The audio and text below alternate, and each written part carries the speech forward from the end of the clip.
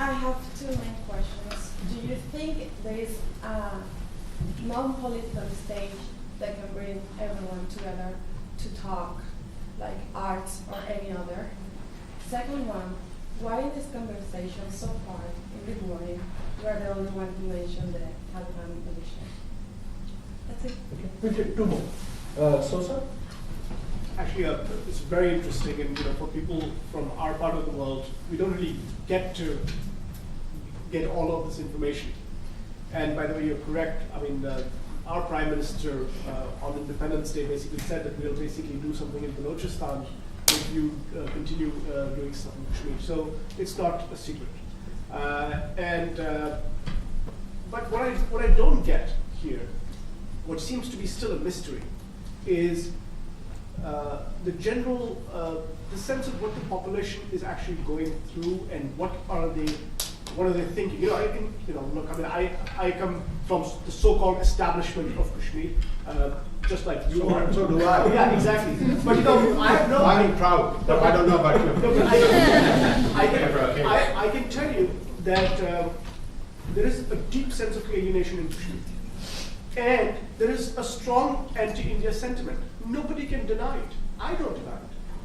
I live in the real world. What I'm trying to figure out is, what are people going through in Balochistan?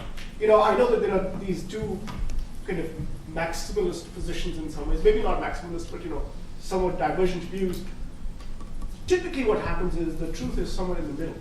But I don't really understand what the people are thinking. Are they fearful of the militants?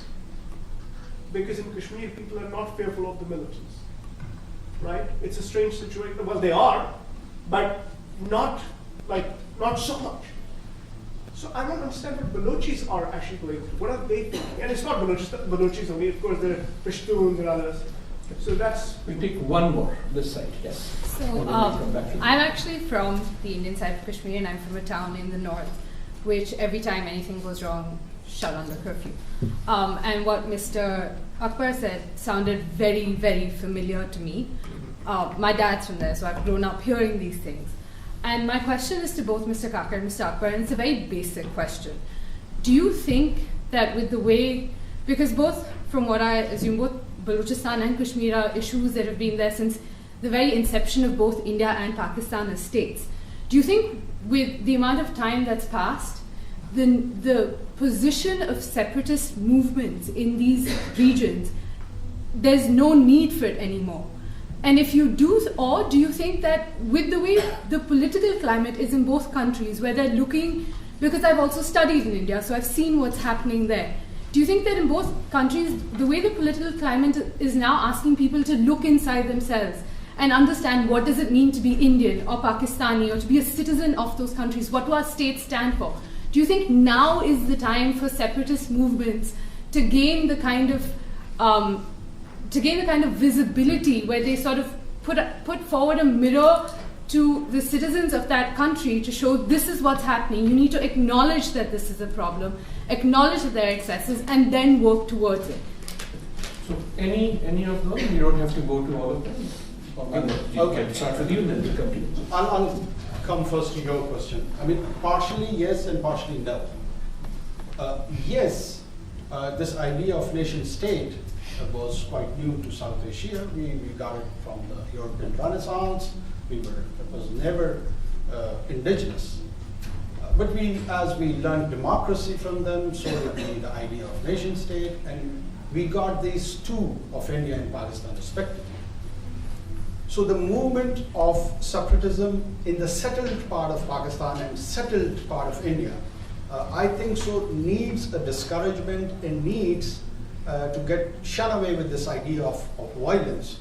So you can compare it probably with the Sindhi nationalism in Pakistan, or Baloch nationalism or separatism in Pakistan, or Pashtun separatism in Pakistan, or even a Punjabi separatism in Pakistan. Same goes for the northern India, for the Naxals. But when it comes to the Kashmir, it is unique as both the nation states are contesting its area and its people both.